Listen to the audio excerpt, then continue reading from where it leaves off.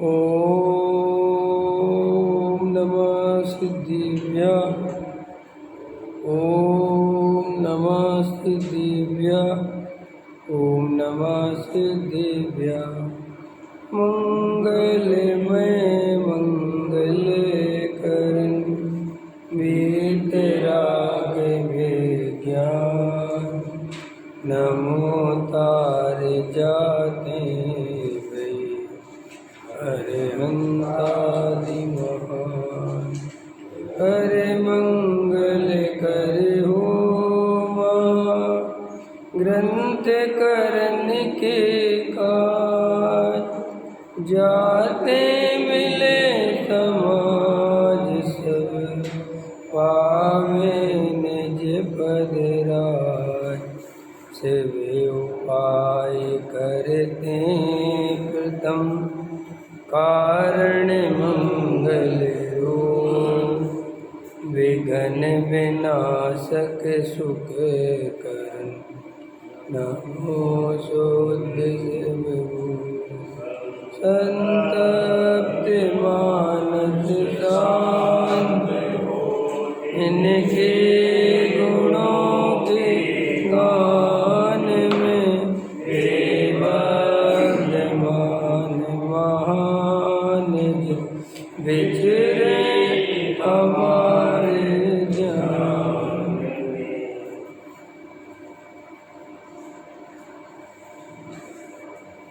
मोक्ष मार्ग प्रकाशक नौवा अधिकार पुरुषार्थ से मोक्ष की प्राप्ति पृष्ठ क्रमांक 312।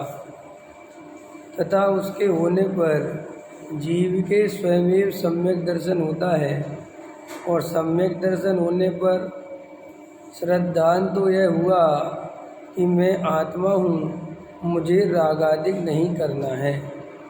परंतु चारित्र मोह के उदय से रागादिक होते हैं। वहाँ तीव्र उदय हो तब तो विषयादि में प्रवृत्तता है और मंद उदय हो तब अपने पुरुषार्थ से धर्म कार्यों में व वैराग आदि भावना में उपयोग लगाता है तथा उसके निमित्त से चारित्र मोह मंद हो जाता है। अब देखो यहाँ कहते हैं कि चारित्र मोह के उदय से रागादिक होते हैं। वहाँ तीव्र उदय हो तब विषयादिक में प्रवृत्ति होती है। मैंने कभी कभी अपन को ऐसा होता है कि अपना पूजा पाठ स्वाध्याय आदि में मन नहीं लगता बिल्कुल भी। तो उस समय क्या होता है कि तीव्र उदय रहता है चारित्र मोह का, ठीक है ना। वो अपने आप ही उपयोग बाहर ही जाता है, विषय कसाय में जाता है। तो अब यहाँ कहते हैं कि जब वो मंद उदय हो तब अपने पुरुषार्थ से, और मंद कैसे होता है, अपने आप ही बहुत अच्छा स्वाध्याय में मन लगता है, प्रवचन सुनने में मन लगता है, वैराग गाता है संसार से, ठीक है ना। जब ऐसा अंदर भाव जगे तब समझना कि चारित्र मोह का उदय मंद है और उस समय यदि वैराग आदि भावनाओं का और उपयोग किया जाए, माने बैठ के अपना वैराग आदि भावना का चिंतन करे तो उसके निमित्त से जो चारित्र मोह वो और मंद हो जाता है। और ऐसा होने पर देश चारित्र व सकल चारित्र अंगीकार करने का पुरुषार्थ प्रकट हो जाता है। और यहाँ पे क्या उसकी अनुभूति बढ़ जाती है तो वो देश चारित्र ले लेता है 5वें गुण स्थान। और ज़्यादा अनुभूति हो जाए तो सकल चारित्र मुनि धर्म अंगीकार कर लेता है तथा चारित्र को धारण करके अपने पुरुषार्थ से धर्म में परिणति को बढ़ाए। वहाँ विशुद्धता से कर्म की शक्ति हीन होती है, उससे विशुद्धता बढ़ती है और उससे कर्म की शक्ति अधिक हीन होती है। इस प्रकार क्रम से मोह का नाश करे तब सर्वथा परिणाम विशुद्ध होते हैं। उनके द्वारा ज्ञानावरणादि का नाश हो तब केवल ज्ञान प्रकट होता है। पश्चात वहाँ बिना उपाय अघाती कर्म नाश करके शुद्ध सिद्ध पद को प्राप्त करता है। इस प्रकार उपदेश का तो निमित्त बने और अपना पुरुषार्थ करे तो कर्म का नाश होता है।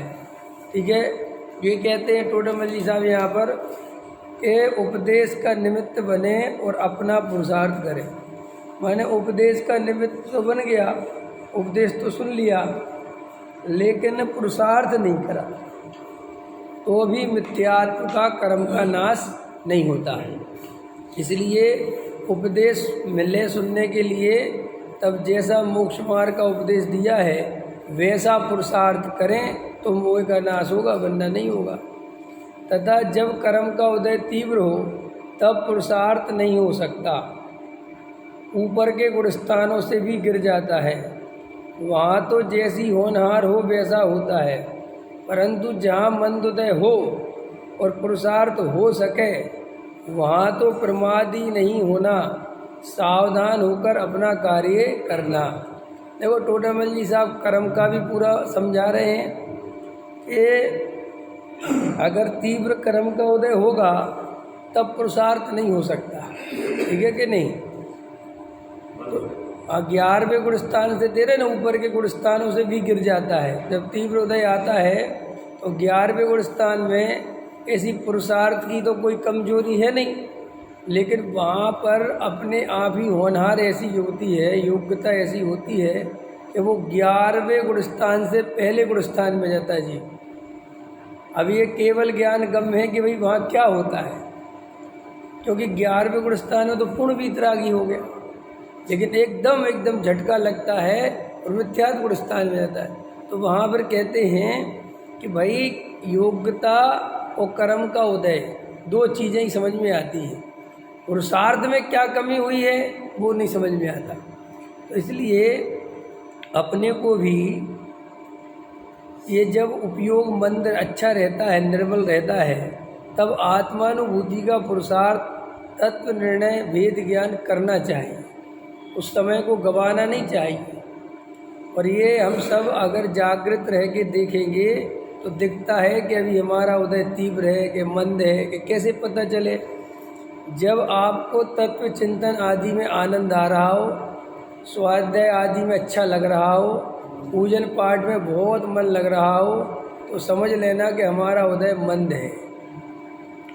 अब उस समय यही करते रहोगे तो वो काल तो चला जाएगा, और अपन यही गलती करते रहते हैं। उदय तो मंद होता है, लेकिन अपन क्या करते हैं, स्वाध्याय सुनने में, पूजा पाठ करने में, तीर्थों की वंदना करने में, है ना, या थोड़ी व्रत उपवास करने में समय निकाल देते हैं। तो वो जो असली त्रिकाली ध्रुव भगवान आत्मा की पकड़ बनानी थी, जो तत्व निर्णय करना था, आत्मानुभूति करनी थी, वो कार्य रह जाता है। तो वो उदय अब कितने दिन मंद रहेगा, फिर कुछ काल बाद उदय तीव्र हो जाएगा, और फिर तीव्र होगा तो तुम झटपटाओगे। अब इसमें क्या होता है, लोग मंद उदय में व्रत आदि का नियम ले लेते हैं, और वो तीव्र होता है तो फिर वो बहुत परेशानी खड़ी होती है, क्योंकि वो व्रत आदि का आधार अगर कसाय की मंदता बनाओगे तो वो मंद कसाय कब तक टिकने वाली है, उदय कब तक बचाएगा तुम्हें। क्योंकि उदय तो भैया आज नहीं तो कल तीव्र हो नहीं होना है, उदयों का क्या भरोसा है। जैसे भी हम सब हैं, अब मान के चलो आपको मंदिर आदि का, कर्तृत्व का, घर परिवार का एकदम राख टूट जाता ना बीच बीच में राह, एकदम ऐसा लगता है अब किसी से कोई लेना देना नहीं है, अब कोई मतलब नहीं है, जिसको जो करना हो करो, अब हम बस हमें तो अपना आत्मकल्याण करने से भाव जगने लगते ना। और एकदम व्यापार आदि में भी हे बुद्धि, शरीर संयोग आदि में बिल्कुल हे बुद्धि, अब कुछ नहीं। अब वहाँ ये कहते हैं कि वो इसी को धर्म समझ लेता है कि मैं बड़ा धार्मिक हो गया, मुझे तो बैराग आ गया। लेकिन हकीकत बात यह है कि ये जो समय आया था, ये तो प्लेटफॉर्म तैयार हुआ था, अब इस पर ट्रेन आनी चाहिए, और तुमने इसे ही धर्म समझ लिया।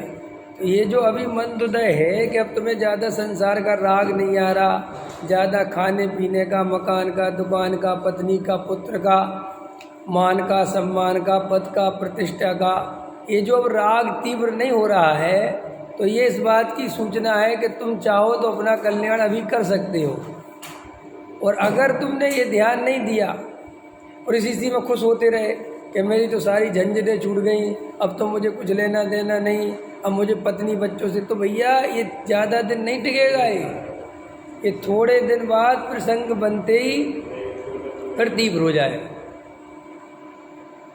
और वो प्रसंग बनने ही वाला है। वो है में अभी तो है समय, लेकिन अब भी धीरे धीरे ये समय निकल जाएगा। और हो सकता है किसी को 2 महीने का टाइम मिले, कभी 1 महीने का, कभी 15 दिन का, कभी 5 दिन का मिले टाइम, इतना नहीं मिलेगा।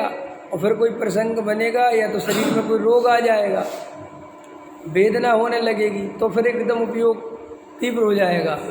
या तुम्हारे पत्नी बच्चों में से कोई विपरीत परिणमन हो जाएगा तो फिर उपयोग तीव्र हो जाएगा। अथवा समाज में कोई मान आदि के प्रसंग बन जाएंगे, फिर उदय तीव्र हो जाएगा। तो इसलिए जब उदय मंद चल रहा हो, तत्व सुनने में, समझने में, विचार करने में मन लग रहा हो, तब तत्व निर्णय में उपयोग लगा लेना, ताकि मिथ्यात्व का नाश हो सके। पकड़ में आ रहा है न? ये मंद उदय ज़्यादा दिन नहीं रहेगा और ये चला जाएगा। टोडामल जी कह रहे, देखो क्या कह रहे, तथा जब कर्म का उदय तीव्र हो, 313 पेज मिल गया। तथा जब कर्म का उदय तीव्र हो, तब पुरुषार्थ नहीं हो सकता। साफ साफ लिख रहे हैं, तीव्र कसाय में पुरुषार्थ नहीं हो सकता। और हम सब अनुभव कर सकते हैं, जब चित्त में बहुत आकुलता होती है, तीव्र उदय चल रहे होते हैं, कोई अपमान हो गया होता है, या कोई सम्मान की चाह जग गई होती है, या कोई विषय कसाय का विशेष उदय आ गया हो, पैसा जोड़ने का, मकान बनाने का, दुकान खरीदने का, तो फिर क्या होता, उपयोग बहुत चंचल हो जाता है, फिर वो चित्त शांत नहीं होता। तो ऐसे तीव्र कर्म के उदय में हम कितने ही तत्व विचार करने की कोशिश करें, वो होता नहीं है। टोडामल जी कह रहे हैं कि वहाँ पुरुषार्थ नहीं हो सकता। और एक उसके लिए आगम का उदाहरण दे रहे हैं कि आप तो और हम तो बहुत छोटी चीज़ हैं। 11वें गुणस्थान से भी मुनिराज का पतन होकर पहले मिथ्यात्व के गुणस्थान में आ जाते हैं। कौन? मुनिराज। क्योंकि कर्म का उदय तीव्र हो गया। वहाँ तो जैसी होनहार हो वैसा होता है। अब वहाँ क्या कर सकते हैं? वहाँ पे मुनिराज पहले गुणस्थान में आ गए तो क्या कर सकते हैं? भाई देखते हैं शांति से, ठीक है। परंतु जहाँ मंदोदय हो और पुरुषार्थ हो सके, वहाँ तो प्रमादी नहीं होना, सावधान होकर अपना कार्य करना। अभी अपन सब प्रमादी हो रहे हैं कि कैसे, कि देखो इतनी अनुकूलता मिली, सच्चे देवशास्त्र गुरु मिले, पुण्य के उदय से खाने पीने रहने की अच्छी व्यवस्था बन गई। इतना सब उतना पुण्य का उदय है कि नहीं? और देवशास्त्र गुरु अच्छे भी लगते हैं, गृहीत मिथ्यात्व का त्याग है, सच्चे देवशास्त्र गुरु सुनने समझने मिल गए, स्वाध्याय रोज सुनने मिलता है, समझ में समय भी है। फिर भी हम ये जो अभी मंदोदय चल रहा है, उस मंदोदय में खाली ये पूजा पाठ कर लिया, स्वाध्याय कर लिया, फिर दुकान पे चले गए, वहाँ पे भी मंद कसाय रूप प्रवृत्ति रही, ज़्यादा कमाने के भाव नहीं रहे। समझना ध्यान से, थोड़ा ज़्यादा कमाने के भाव नहीं रहे, कह रहा हूँ मैं, समझ में आया? और दुकान पे एक आध प्रवचन भी सुन लिया, ग्रंथ भी ले गए, थोड़ा वो भी पढ़ लिया, तो उदय तीव्र चल रहा है कि मंद चल रहा है? चल रहा है, तभी ऐसी प्रवृत्ति हो रही है। तो रात में भी स्वाध्याय में आ गए और जो खाने मिल गया वो खा लिया, कोई खाने की भी बहुत आकुलता नहीं करी है। इतना बढ़िया चल रहा कि नहीं? तो टोडामल जी कह रहे हैं, इस बढ़िया में आत्मानुभूति हो तो समय ठीक है, और अगर आत्मानुभूति नहीं हो, यही कर करके संतुष्ट हो गए कि औरों का तो देखो कितना चल रहा, वो तो कमाने में लगा रहता है, वे तो मरे जा रहे, वे तो पद प्रतिष्ठा में मरे जा रहे, वे तो बाल बच्चों में मरे जा रहे, हम तो भाई साहब, तो ये भैया ये काल ज़्यादा देर नहीं रहेगा, ये समय चला जाएगा, और ये समय भी चला जाएगा, और हो सकता है ये पर्याय पूरी हो जाए। इसमें क्या है? मंद कसाय में रहने से जीव का भला नहीं होता, मंद कसाय में तत्व निर्णय करे तो जीव का भला होता है। और ये कई जीवों के ऐसे उदय होते, इसलिए मैं कहता हूँ मंद कसाय लूट लेती है। जिन जीवों के विशेष मंद कसाय होती है और वे व्रताधिक में लग जाते हैं, बाहर के त्याग कर देते हैं और व्रताधिक में पालन करते, बड़े संतुष्ट होते हैं, और उन्हें ऐसा भाव भाषण रहता है कि हम बहुत धार्मिक हैं क्योंकि सामने वाले ने ये विषय भोगों में लगे हैं और हमने त्याग कर दिया। हम तो भाई साहब दुकान पे भी जाते हैं तो वहाँ प्रवचन सुनते रहते हैं। वो सोचता है कि जैसे ये बहुत बड़ा काम हो। ये तो लेकिन बाहर का खेल है ये सब, प्रवचन सुनना समझना। ये तो इससे क्या है साहब, इससे क्या है मतलब? अरे भाई अंदर जाओ, जब तक वो पूरी आत्मानुभूति की मोहर नहीं लगेगी तब तक तुम्हारा कार्य कंप्लीट नहीं कहलाएगा, मिथ्यात्व का नाश नहीं होगा।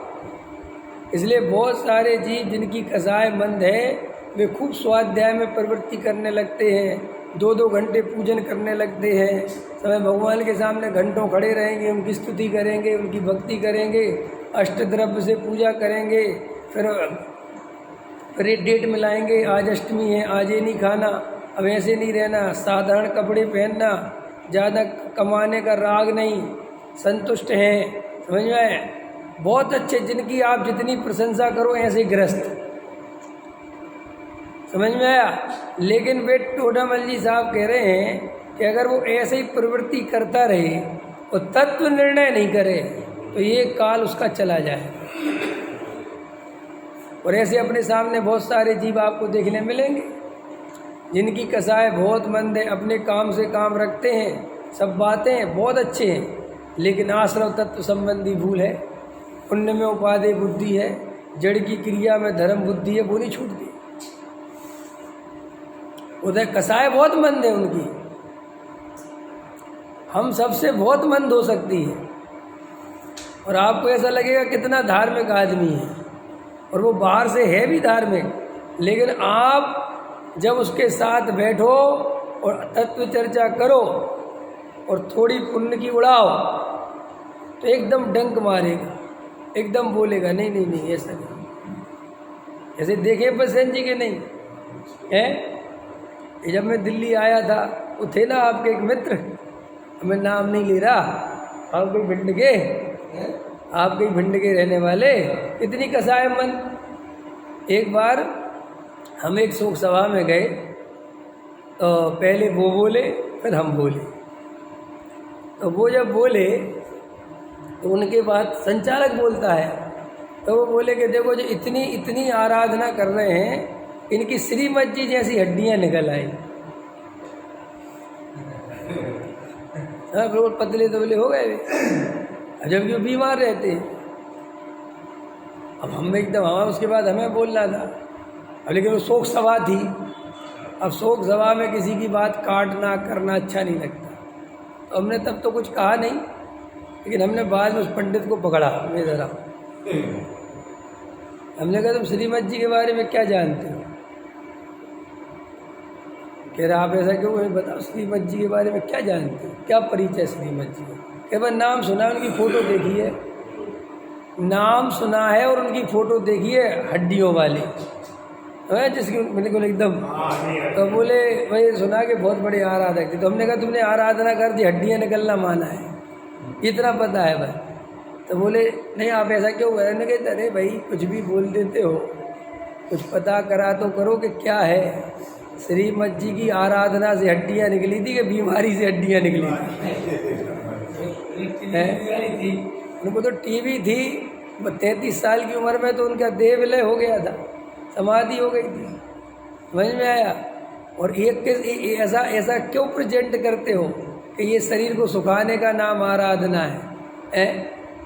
अरे तो हम उनकी बता रहे थे, उनकी मित्र की, तो बहुत हमारे साथ जब आए थे बहुत बैठते थे, तत्व चर्चा करते थे, सब बातें थी। लेकिन हम जब उनसे बात करी तो 2-4 बातों में पता चल गया कि क्रिया में और पुण्य में उपादेय बुद्धि है, और पूज्य गुरुदेव श्री स्वीकार नहीं है। तो पहले तो वो क्यों बन भी रहे थे यहाँ, फिर बोले गुरुदेव श्री के नाम तो नहीं बनेंगे, अब हमें नहीं। तो देखो फिर वो अंदर डंक निकल के आता है कि देखो अंदर अभिप्राय में कितनी खतरनाक चीज़ है। तो ये अभिप्राय कसाय की मंदता में तो और अच्छे से छुप जाता है, वो और दिखना बंद हो जाता है। इसलिए ये जो, और समझ लो और बता देता हूँ तुम्हें लक्षण, ये सीख लो, ये लक्षण तुम्हारे काम आएंगे जीवन में। हमें कैसे पता चले किसी आदमी का कि इसके प्रशील संयम सही है कि झूठे हैं, कि उपाधि बुद्धि मैंने मिथ्यात्व सहित है कि मिथ्यात्व रहते, कैसे पता चले? मेरे पास लक्षण है इसको पहचानने का, तो मैं इसका सीक्रेट बता देता हूँ। अगर वो सम्यक दृष्टि होगा और उसके भूमिका के अनुसार प्रशील संयम होंगे तो वो खिंचा खिंचा नहीं रहेगा,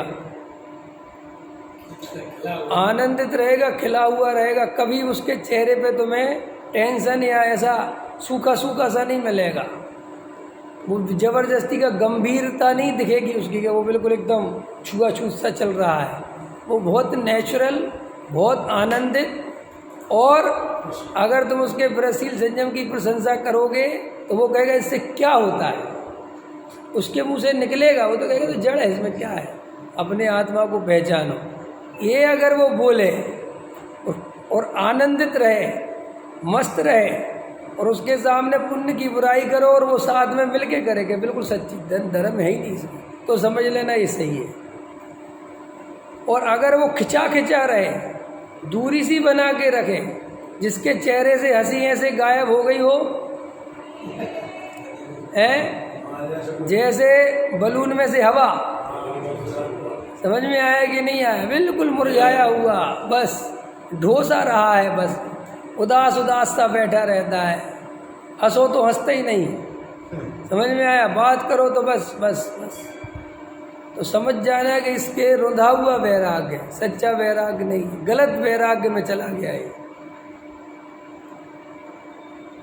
और उसकी पुण्य में उपादेय बुद्धि होगी, गारंटी से होगी। और तीसरा लक्षण, उसे गुरुदेव नहीं सुहाएंगे, ये भी एक लक्षण है।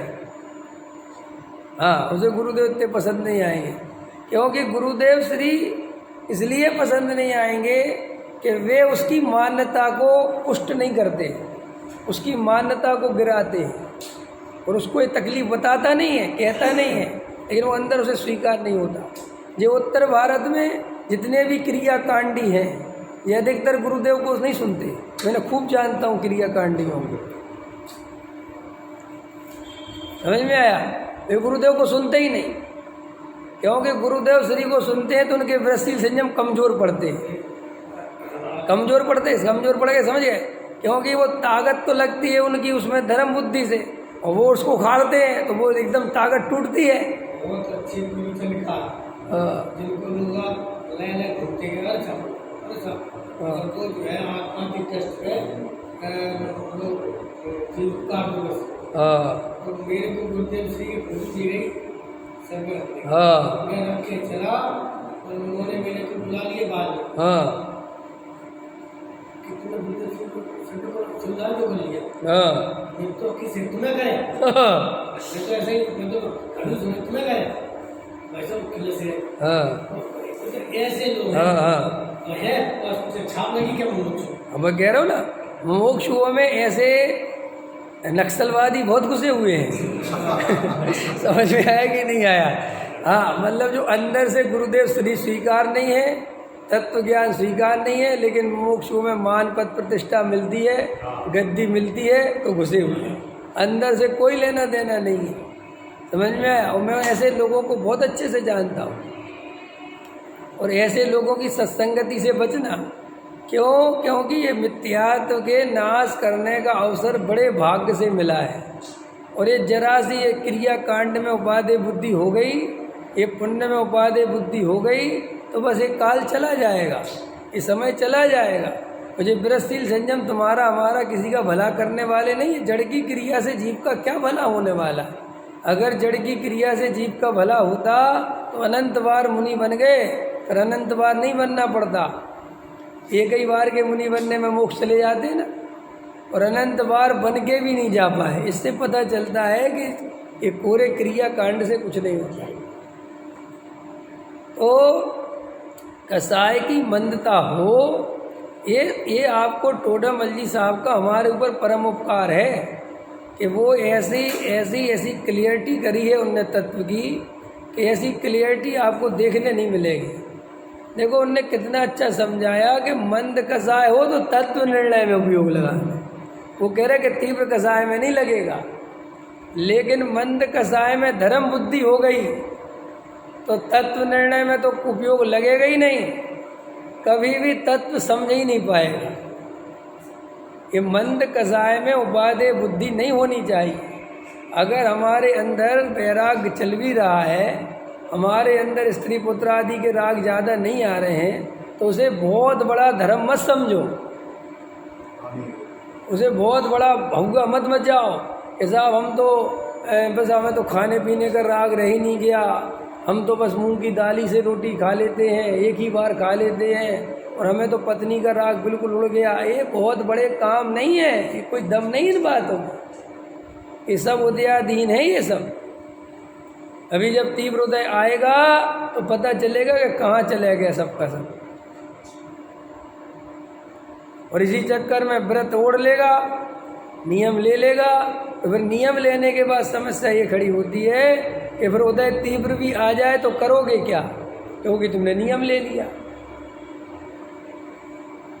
फिर ढोगे बस। और यही होता है, फिर अधिकतर जीव ढोते हैं, और मिथ्या दृष्टि तो व्रतों को ढोता ही है, क्योंकि वो जिस आधार से नियम व्रत लेता है वो आधार ज़्यादा दिन तक थोड़ी रहने वाला है, वो तो उदय तीव्र होगा। इसलिए बहुत साधु संतों के ये खोटे काम पकड़े जाते हैं, जेल के अंदर डाले जाते हैं, कितने पकड़े जाते हैं आए दिन, इनके काले कारनामे सुनने मिल जाते हैं। तो ये क्यों हो गया, ये सब क्यों हो गया? अरे हुआ कुछ नहीं, जब साधु बन रहा था तब इसकी कषाय मंद थी, तब इसे विषय कषाय आदि से अरुचि हुई थी कि मुझे विषय कषाय में नहीं फंसना, मुझे विषय भोगों में नहीं फंसना, मुझे नहीं करना शादी विवाह, मुझे तो अपने आनंद से रहना है, मस्ती से रहना है। तब उदय मंद चल रहा था, उदय मंद चल रहा था तो उसी की खुमारी में साधु बन गया। अब साधु बन गया तो क्या हुआ कि कुछ काल तक तो उदय मंद रहता है, फिर वो उदय तीव्र होता है। वो बड़ा विचित्र है उदय। कोई आदमी अगर जवानी में कसाय को दबाता रहे तो बुढ़ापे में उखड़ के आ जाती कसाय, ये समझ लेना अच्छे से। इसलिए जवानी को जवानी की तरह निकालना, बुढ़ापे के लिए काम मत छोड़ना, वरना बुढ़ापे में बे बातें याद आएंगी कि ये कर लेते, ये नहीं किया हमने, ये नहीं किया हमने, ये नहीं किया हमने, ये नहीं किया हमने, ये नहीं किया। माँ बाप होते ना, अपने बच्चों से कहते हैं कि हम तुम्हारे चक्कर में मर गए, हमने सारे सुख छोड़ दिए, ऐसे से सुने होंगे तुमने। तो अब लड़का बेचारा सुनता है, लेकिन लड़के को पूछना चाहिए क्यों करा, क्यों नहीं भोगे, करते, हमने तो नहीं कहा कुछ। कह रहे तुम तो अपनी मस्त जिंदगी जी रहे हैं, हम तुमसे ज़्यादा समझदार हैं, हम तुम जैसे मूर्ख नहीं हैं। भाई तुम्हारा मोह ज़्यादा था, तुम लगे रहे पागलों की तरह, तो लगे रहो, हम क्या कर सकते हैं। हमें तो जाना है, तुम तो जा रहे हैं, जहाँ घूमने जाना है, तुम क्यों नहीं गए? कि हमारे पास पैसा नहीं था, तो हम क्या कर सकते हैं, ये तुम्हारा उदय तुम जानो। तो ये अंदर कसाय को दबा दबा के जीने से कोई धर्मात्मा नहीं हो जाएगा। और ये अभ्यास करने से कसाय दब जाती है, अंदर रहती है, लेकिन कोई अभ्यास निरंतर करते रहो तो वो दब जाती है कसाय, समझ में। और अंदर पड़ी रहती वो वासना, वो निकलती नहीं है। वो तो जब उदय तीव्र हो और बाहर में प्रसंग बने तो व्यक्त होगी, वरना व्यक्त नहीं होगी, अंदर दबी रहेगी। हाँ, जैसे देखो उदाहरण दे दूँ ताकि आपके समझ में आ जाए। अभी हमारे अंदर कोई विकार नहीं है, ऐसा दिख रहा है ना कि अपने अंदर कोई विकार नहीं, एकदम शांति है। तो आपको ऐसा लगता है हमारे अंदर कोई विकार नहीं है, लेकिन विकार अंदर भरे पड़े हैं, और ना आपको उपयोग में दिख रहे, ना कहीं दिख रहे, ना कुछ। लेकिन भाई साहब उसका प्रसंग बनाओ, फिर एकदम तुम्हें लगेगा कि जी कहाँ से कहाँ आ गया। इसलिए ये जो संत साधु है ना, ये समाज के सामने एकदम अलर्ट रहते हैं, क्योंकि आंखें लगी रहती ना इन पे कि तुम कुछ गड़बड़ नहीं करना, और अकेले बंद कमरे में बहुत गड़बड़ करते हैं। समझ में आया? क्यों कि वो सब समाज के सामने गड़बड़ करेगी तो कल से रोटी कौन देगा? और समाज भी पूरी चौकन्नी रहती है, महाराज ने पंखा तो नहीं चला लिया, अब जबकि बैठे पंखे के नीचे हैं। समझ में आया? तो एकदम जब तक समाज है तब तक पंखा नहीं चलना, और जैसे ही समाज गई अकेले हुए तो फिर कहते इसी चला। ये क्या हो रहा है? ये दोहरी जिंदगी क्यों जीनी पड़ रही है? ढोंग क्यों करना पड़ रहा? क्योंकि अंदर ढोंग भरा पड़ा है, करोगे क्या? अपन देखो अकेले में कैसे खाते हैं और सबके सामने कैसे खाते हैं। इस शादी विवाह में पेट नहीं भरता ना लोगों का, क्योंकि वहाँ जैसा खाना चाहता है वैसा नहीं खाता, ढोंग करके खाता है।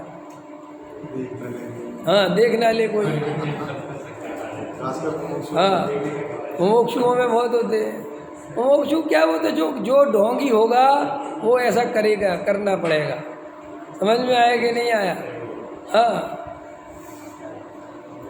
और जहाँ ज़्यादा परिचित वाले आ जाएं वहाँ तो पेट भरता ही नहीं, और जहाँ कोई अपना परिचय नहीं हो वहाँ ढंग से खा लेता है। तो ये सब अपने अंदर विचार करके देखो कि ये तो अपन बहुत छोटे लेवल पे है, और अपन ही जैसा आदमी अगर साधु और बन जाता तो अपन क्या करते? सोचो, जब अपन बिना ही साधु कितने खतरनाक है, और साधु और बन गए होते तो क्या होता? बोलो। अरे पीछे के दरवाजे से कुकृत होते और होते रहते हैं, कभी पकड़े जाते हैं कभी नहीं पकड़े जाते, यही है ना वास्तविकता। तो मंद कसाय के राग में तत्व निर्णय का पुरुषार्थ करना, मंद कसाय को धर्म मत समझ लेना, और ये मंद कसाय का समय ज़्यादा देर नहीं ठहरेगा, चला जाएगा। देखो उदाहरण दिया टोडामल जी ने, कोई पुरुष नदी के प्रवाह में पड़ा बह रहा है, वहाँ पानी का जोर हो तब तो उसका पुरुषार्थ कुछ नहीं, उपदेश भी कार्यकारी नहीं, और पानी का जोर थोड़ा हो तब यदि पुरुषार्थ करके निकले तो निकल आएगा, उसी को निकलने की शिक्षा देते हैं। और ना निकले तो धीरे धीरे बहेगा और फिर पानी का जोर होने पर बहता चला जाएगा। उसी प्रकार जीव संसार में भ्रमण करता है। जीव भ्रमण करता है कि हम हैं वो जीव। उसी प्रकार मैं संसार में परिभ्रमण कर रहा हूँ। वहाँ कर्मों का तीव्र उदय हो तब तो उसका माने मेरा पुरुषार्थ कुछ नहीं चलेगा, उपदेश भी कार्यकारी नहीं है। कितने ही उपदेश सुनो, हम कितने ही समझाएं, लेकिन नहीं बनती बात, नहीं आती समझ में। होता है ना, प्रवचन सुनते हैं चले जाते हैं और फिर वापस ज्यों के तो रम जाते हैं, कोई विचार आदि नहीं करते। क्या करें भैया हैं?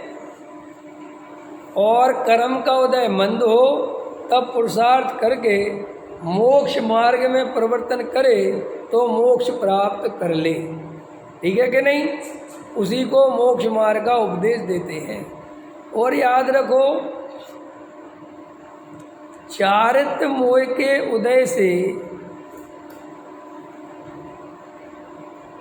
दर्शन मोह का उदय पहले बंद होना चाहिए। ये भी बड़े भाग्य की बात है।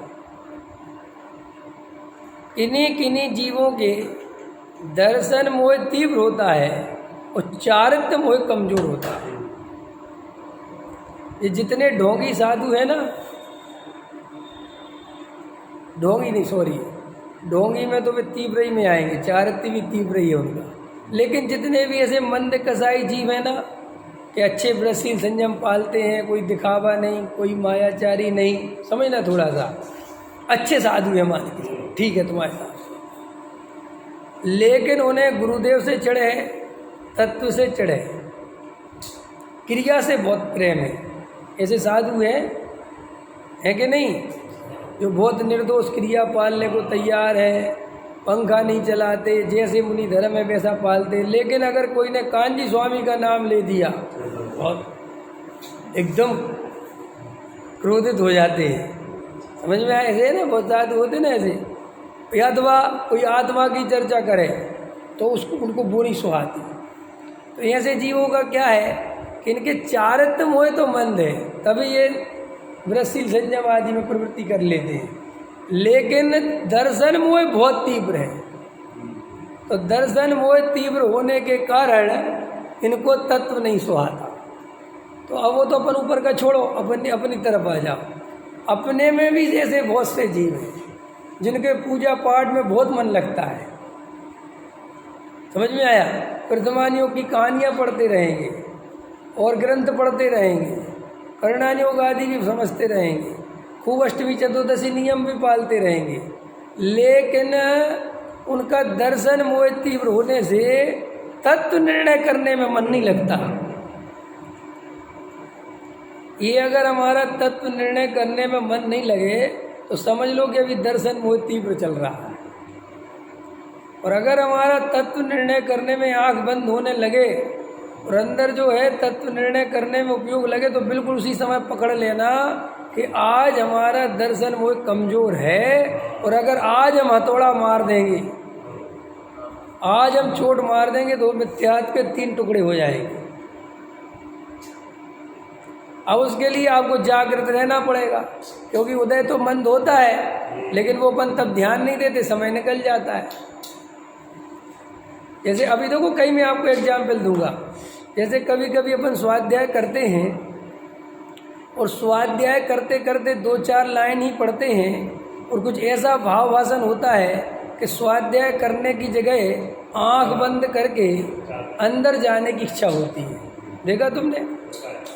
उस समय बिल्कुल समझ जाया करो कि एकदम समय आ गया पीक पे, अभी बिल्कुल शास्त्र का राग छोड़ दो, पढ़ने का राग छोड़ दो, अभी मेरा भाव अंदर जाने का बनना, तुरंत अंदर जाने की बिल्कुल लग जाओ। समझ में आया? फिर जब अंदर जाओ तो जितनी देर तुम्हारा उदय मंद रहेगा, अंदर अंदर बहुत रहेगा, और वहीं अगर अच्छा सही दिशा में पुरुषार्थ हो गया तो आत्मानुभूति भी हो जाएगी। और मान के चलो इतने ही में 1-2 मिनट में फिर तीव्र उदय आ गया तो एकदम अंदर खलबलाहट मचेगी, मन नहीं लगे तो फिर बाहर आ जाओ शांति से, फिर पढ़ने लग जाओ। समझ में आया? हाँ, यही तरीका है, बार बार तत्व विचार, तत्व निर्णय, शास्त्र। इसलिए मैं कहता हूँ शास्त्र खोलकर पढ़ना, प्रवचन भी सुनना, तो उसका लक्ष्य नहीं बनाना कि सुनना है पूरा, लक्ष्य ऐसा बनाना कि इसको सुनते सुनते जहाँ भी अंदर डूबने का भाव आएगा वहीं डूब जाएंगे। ये फिक्र करेंगे ही नहीं कि जिनवाणी खुली है कि बंद है, कि आधा सुना के अधूरा सो, कोई मतलब नहीं, क्योंकि अंदर का ही कार्यकारी है पुरुषार्थ। ये तो बाहर के अवलंबन है मात्र, इनमें कोई धर्म वरम नहीं है। ये अपने को निर्णय मजबूती से करना चाहिए, लेकिन अपन ऐसे ही करते करते स्वाध्याय आदि में ही समय निकाल देंगे, शास्त्रों की गाथाएं याद करने में समय निकाल देंगे तो ये समय तो चला जाएगा और फिर कहीं और उदय तीव्र हो जाएगा। इसलिए जब उदय मंद हो, दर्शन मोह मंद हो, और एक क्यों समझा रहा था मैं, अगर दर्शन मोह के बिना चारित्र मोह मंद हो तो जीव के मिथ्यात्व मजबूत हो जाता है। क्यों? क्योंकि वो चारित्र मोह धर्म की कल्पना करा देता है। समझ में आया ना? वो चारित्र मोह का जो मंद उदय है ना, वो तो उसे खाने पीने का राग कम आता है, पहनने ओढ़ने का राग कम आता है, घूमने फिरने का राग कम आता है, तो वो उसे ऐसी बुद्धि कराता है अंदर ही अंदर कि मैं धर्मात्मा हो गया। ये बहुत खतरनाक चीज़ है। इसलिए अगर तुम्हें वृत्तिशील संयम के भाव ज़्यादा नहीं आते और तत्व निर्णय करने के भाव ज़्यादा आते तो समझ लेना हम ज़्यादा सौभाग्यशाली हैं। हाँ, डरो मत, ये तुम्हें बताएगा कोई नहीं, लेकिन मैं बता रहा हूँ वृत्तिशील संयम से कुछ नहीं होता है। और ये कहते हो तो हमें बहुत घबराहट होती है। अरे कुछ नहीं होता माने भी अपनी भूमिका के अनुसार जब होते हैं तब भी उनसे कुछ नहीं होता। अरे 5वें गुणस्थान में जो उसका बाहर का क्रियाकांड है उसे धर्म थोड़ी हो रहा है उसे, तो फिर वो क्या है? अरे वो तो इस बात की निशानी है कि जे 5वें गुणस्थान में चला गया है और आत्मा में नहीं रम पाता है तो बाहर में इसकी क्रिया ऐसी होती है। उससे थोड़ी उसका कुछ भला होता है कि वो अष्टमी को उपवास करता है तो उससे कुछ भला। अरे भाई, वो तो अपने स्वरूप में आनंद रहता है तो बाहर में भोजन आदि करने का भाव नहीं आता। भाई इतनी सी बात है। भोजन नहीं करने से उसका भला नहीं हुआ है, आत्मा में जाने से उसका भला हुआ है। तो अभी अपन को विरसशील संयम के भाव तो नहीं आते, क्योंकि अपनी भूमिका उतनी नहीं बढ़ रही। वह जब बढ़ेगी तो बढ़ जाएगी। और मैंने अभी आपको लिया था कि जो सहजता से राग छूटे, जो क्रिया सहज हो, वो तो वास्तविक है। और जिसे ढोना पड़े, करना पड़े, जबरदस्ती करना पड़े, वो सहज प्रक्रिया नहीं है, वो तो जबरदस्ती की गई है। तो चारित्र मोह का उदय जिन जीवों का दर्शन मोह के पहले मंद हो, उन जीवों, देखो अपन अनंत बार मुनि बने, द्रव्यलिंगी मुनि, तो कैसे बने? तीव्र चारित्र मोह के उदय में कोई मुनि नहीं बन सकता। अरे मुनि का एक व्रत नहीं ले सकता, मुनि तो बहुत दूर की बात। समझ में आया? तो चारित्र मोह इतना मंद था हमारा, इतना मंद था कि हमें शादी विवाह का भी राग नहीं आया। साधु बनने का भाव आया। बोलो, तो कितना मंद उदय रहा होगा। अब इसमें भी दो मंद लगाना, ये दो मंद है इसमें भी। एक तीव्रता में भी साधु बनता है, हाँ पकड़ गए, समझ में आया? और एक मंदता में बनता है। तो जो तीव्रता वाला है वो तो महा उसका तो कुछ कर ही नहीं सकते अपन। समझ में आया? ये तीव्रता वाला समझाओ थोड़ा सा। तीव्रता वाला माने ऐसे कि अंदर कसाय तो बहुत थी उसकी,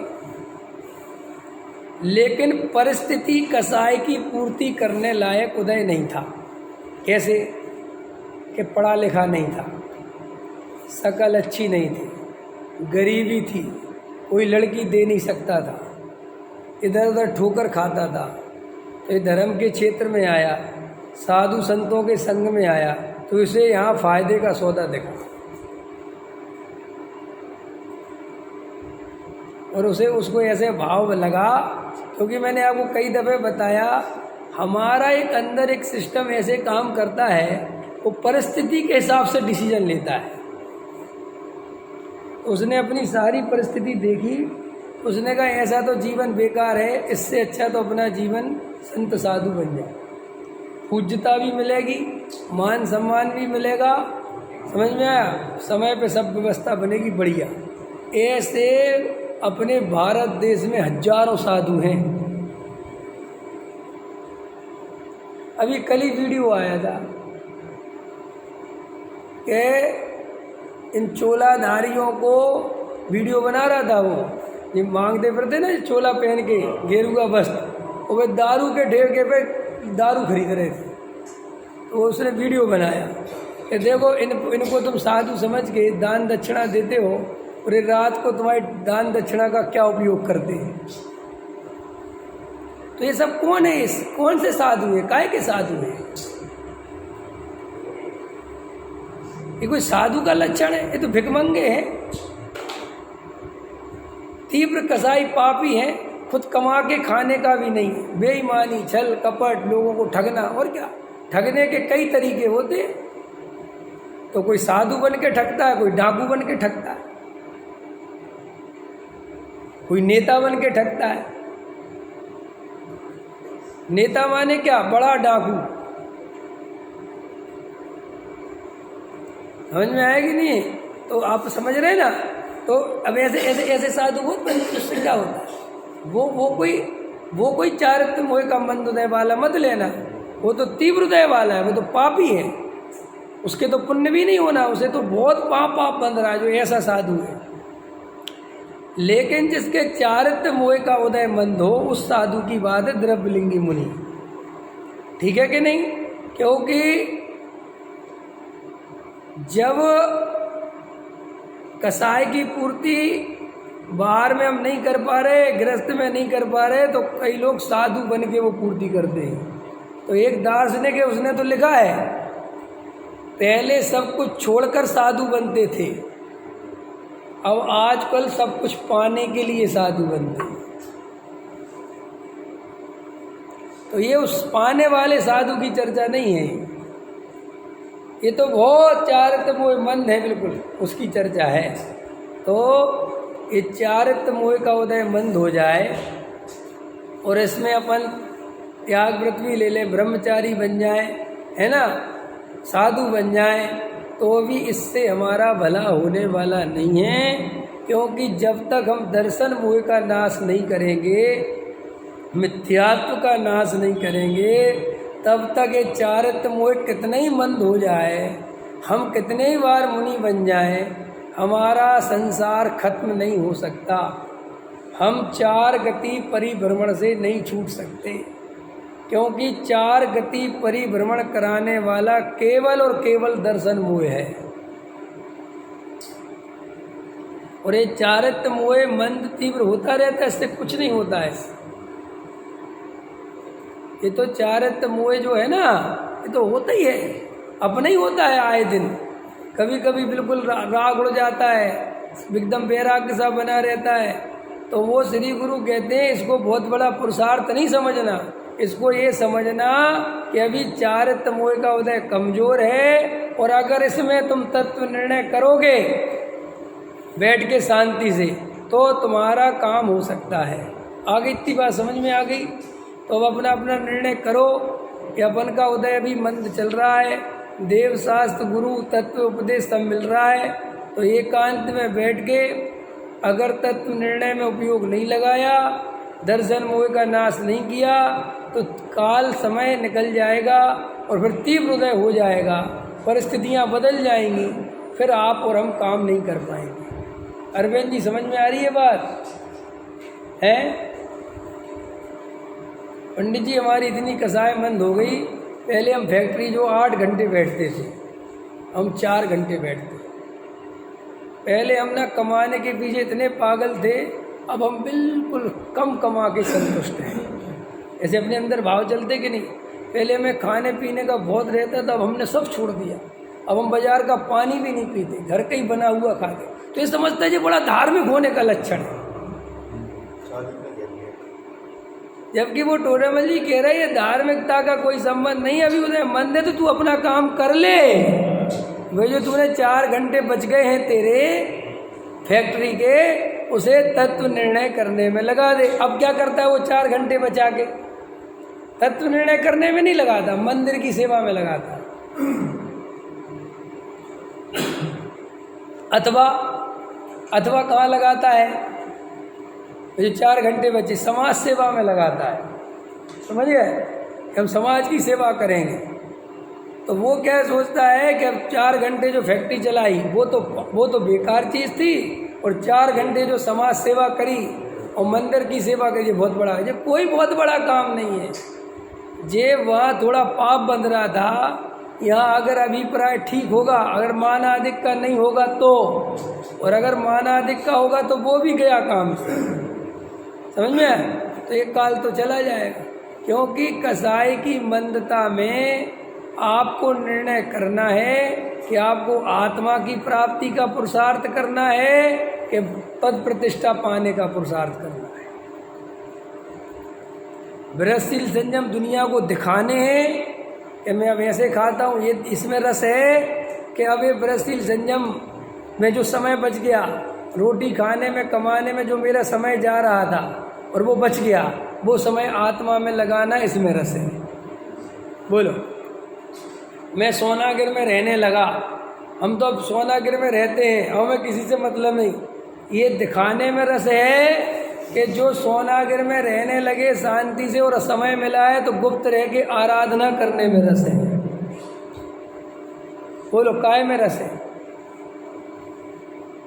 ये रस हमें आपको चेक करना पड़ेगा, क्योंकि ये फिर वही उपादेय बुद्धि हो जाती है। यहाँ से गए तो निर्वृत्ति लेके, अब तो निर्वृत्ति लेंगे, और फिर वो निर्वृत्ति का इतना हल्ला हो गया निर्वृत्ति का जो काम करना था वो तो रह गया, अब निर्वृत्ति में ही उपादेय बुद्धि हो गई। अब जो मिलता है उसी को अपना रामचरितमानस सुनाने बैठ जाते हैं। रामचरितमानस समझते हो कि नहीं? वो करना जो मिले। हम तो देखो जी 10 साल पहले व्यापार छोड़ दिया था, हमें तो जी बिल्कुल इतना बड़ा काम था हमारा, ऐसे मिल जाते मुझे बड़े बड़े सेठिया कभी कभी, समझ में आया? मिल जाएंगे, आएंगे पंडित साहब चाहिए, पंडित साहब और बढ़िया, तो उसके दिमाग में आने लगता है कि हमें कुछ समझ नहीं रहे। उसके दिमाग में क्या आता है कि जी हमें कुछ समझ नहीं रहे कि हम क्या चीज़ है, समझ में? तो फिर वो धीरे से चालू करेगा।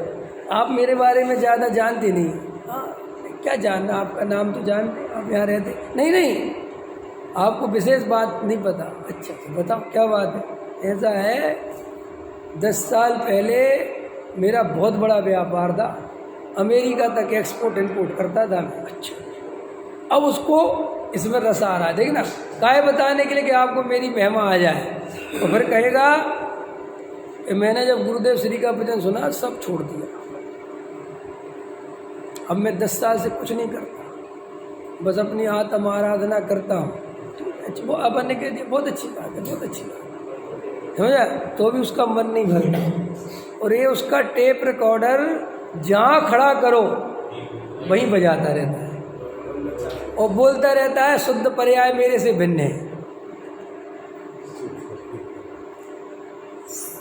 अभी तक वहां से रस नहीं टूटा। अपन को कितना ही त्याग व्रत ओढ़ लें अपन, जब तक वे आत्मा के अनुभव पूर्वक नहीं ओढ़े तब तक उनमें रस जाता नहीं, और ऐसा रस बना रहता है, ऐसा रस रहता है कि कैसे दूसरों को दिखा दो। देखो आपको पता है सामान्य के आश्रय से सम्यक दर्शन होता है कि विशेष के आश्रय से? बताओ, किसी को पता हो तो? सामान्य के, सामान्य माने द्रव्य, अरे तुम सहज वाले सामान्य में बोले, और विशेष माने पर्याय। ये प्रवचन सार की शैली, समझ में आया? प्रवचन सार कहता है कि सामान्य के अवलंबन से सम्यक दर्शन होता है, विशेष के अवलंबन से विकल्प होता है। विशेष माने पर्याय और सामान्य माने द्रव्य। तो देखो अपन को जरा सा भी कोई सामान्य समझे अपन पे बर्दाश्त नहीं है। बोलो, कोई भी कहीं पे भी हो, अगर पंडित जी हमें सामान्य समझें तो हमें दुख होता है कि जी हमें कुछ समझ ही नहीं रहे। फिर अपन पैसा दिखाना चाहते, क्यों? कि अपन को ये समझ में आता है कि पैसे ही से विशेष समझा जाएगा, और अगर मान के चलो पैसा नहीं है तो फिर विशेष दिखाने का क्या उपाय है? कि फिर वो क्रिया कांड बताएगा कि मैं 20 साल से कुएं का पानी पीता हूँ, अथवा त्याग व्रत बताएगा, और अगर पंडित हुआ तो अपनी पंडितिया ही बताएगा। समझ में आया कि नहीं आया? कहीं ना कहीं विशेष दिखने की चाह जीव की जाती नहीं है, और जब तक ये विशेष दिखने की चाह है तब तक सम्यक दर्शन का मार्ग अवरुद्ध रहेगा। हमें विशेष क्यों दिखना? हम पंडित जी हमें नहीं जानते, मत जान। मुझे तो सही बता रहा हूँ, परिचय ही वो अच्छा लगता है जो दूसरे दें। अपना परिचय खुद को देना पड़े, बेकार, नहीं समझे? कभी कभी फोन आ जाते हैं ऐसे, पंडित जी साहब आपको गोष्ठी बोलना है, ठीक, आप अपना परिचय लिख के दे दो। क्या लिख के दे दे भाई?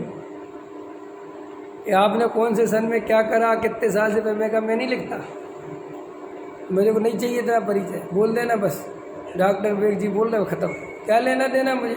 मैं ही लिख के देता फिर सब अपने बारे में, अपनी तारीफ खुद ही लिख के दूँ कि मैं कितनी बड़ी फिल्म हूँ।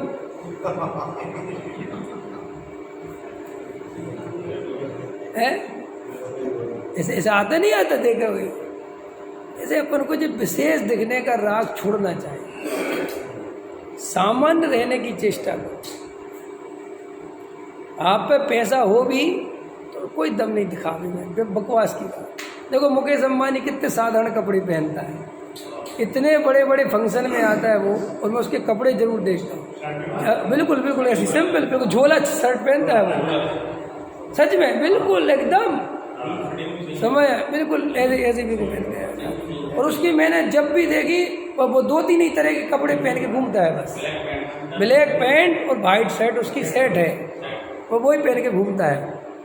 जबकि उसके लड़के ने अभी उसकी वो प्री वेडिंग करी है तो उसमें सोने की ड्रेस पहनी है, सोने का पूरा कोट पैंट। उसकी जो मतलब पत्नी है, बहू है, उसने पूरा सोने का लहंगा पहना है, समझ में आया। और वो एकदम ऐसा अभी आया था शपथ समारोह में, बिल्कुल अगर उसको भी रोड पे खड़ा कर दो तो कोई, बिल्कुल मैं कह रहा हूँ काम पे और ना ले जाए फैक्ट्री के, काम करेगा इतना सामान्य रहता है वो। और देखो लेकिन इतना सामान होने पर भी जब वो गाड़ी से उतरता है तो आधी दुनिया आगे पीछे हो जाती है, क्योंकि उसका वजूद, वो अपना परिचय तुम्हें देता नहीं है, उसका परिचय दुनिया में छपता है, समझ में आया। और हम क्या करते हैं, अंदर से इतना दीनहीन समझते हैं अपने को, कि अपन सोचते हैं कि हमें कोई दीनहीन ना समझे, अपन ऊपर से ओढ़ते हैं। और जो अंदर से मजबूत होते हैं वे बाहर से नहीं ओढ़ते, वे जैसे खड़े हो जाते हैं उन्हें दुनिया वैसा ही बड़ा समझती है। हमारे मुनिराज हैं, ये बैठे नग्न दिगंबर, उन्हें कभी ये भाव नहीं आता ये चक्रवर्ती आ रहा है, ये बड़ा राजा आ रहा है तो मैं कुछ अपना दिखा दूं इसको, कि मुझे ये रिद्धि है, वो रिद्धि है, थोड़ा चमत्कार दिखा दूं। देखो सामान्य बैठे रहते मुनिराज, और मुनिराज इतने सामान्य बैठे रहते हैं कि कोई बहुत आग्रह करे कि मुनिराज कुछ उपदेश दे दो, तो क्या उपदेश देते हैं, भाई संसार में कोई सुख नहीं है, आत्मा को पहचानो, आत्मा को जानो, समझ में आया, उसमें ही सुख है। उन्हें कोई रस नहीं आता जगत में, उन्हें कोई राजा महाराजा नहीं दिखता, सब भगवान जीव तत्व दिखते हैं। तो अपन को अगर ये सम्यक दर्शन प्राप्त करना है तो अपनी परिणति में सामान्य रहने का उपाय रखो, विशेष बनने की चेष्टा छोड़ दो। ये विशेष बनने में भी बहुत भाव जाते हैं। पकड़ में आया सेठ जी? हाँ, कभी कभी ऐसा होता है कोई कार्यक्रम हो रहा हो और जगह भर गई और ये पीछे बैठा है तो चैन नहीं पड़ती।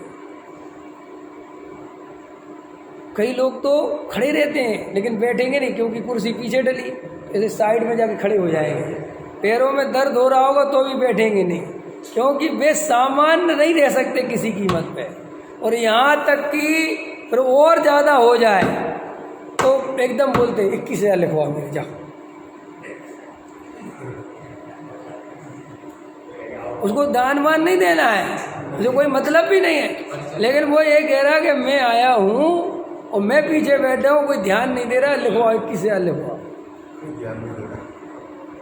और पूरी चेष्टा करता है, मंच वालों से आंख मिलाएगा, देखेगा, हंसेगा कि कुछ तो नाम ले दे मेरा, हैं आगे बुला लें। समझ में आया कि नहीं आया?